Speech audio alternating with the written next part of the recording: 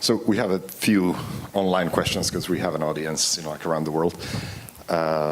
You have been a strong advocate of trying to fix the European Union experiment instead of letting it collapse under its poor design and decisions of the non-democratic Eurogroup. How many countries will have to be sacrificed in this process? I hope none. You see, this question has embedded in it a false assumption. The false assumption is that I am advocating that we should sacrifice some countries to save the rest. I have an organic view of the European Union. The European Union either survives as a whole or it collapses as a whole. And if it collapses as a whole, if it disintegrates, we are going to have a repetition of the 1930s.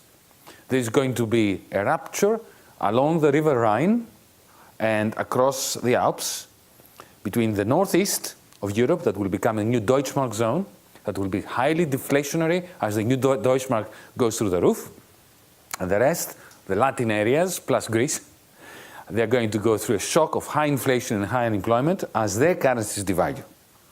And no one is going to come through well out of that. Political monsters will emerge when this happens, because the conflicts will be great.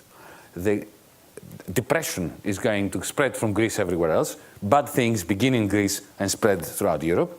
The Cold War began in Greece. The Euro crisis began in Greece. The disintegration of the European Union is beginning in Greece. I don't know why. We are, sort of fated to be the harbinger of terrible things to come. Okay? And therefore, to conclude my answer to this question, at the moment, we are sacrificing one nation after the other. We are pushing them off the cliff of competitive austerity in order to preserve something that is disintegrating and cannot be preserved. My suggestion is this. We have a choice. Either do away with the European Union or try to fix it for everyone. The doing away with it is going to throw us off that cliff that I was referring to, the other cliff, into the vortex of the 1930s. This is my estimation. I may be wrong.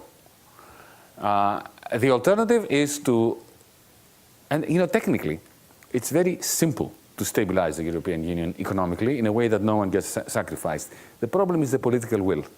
This is the irreducibility of politics.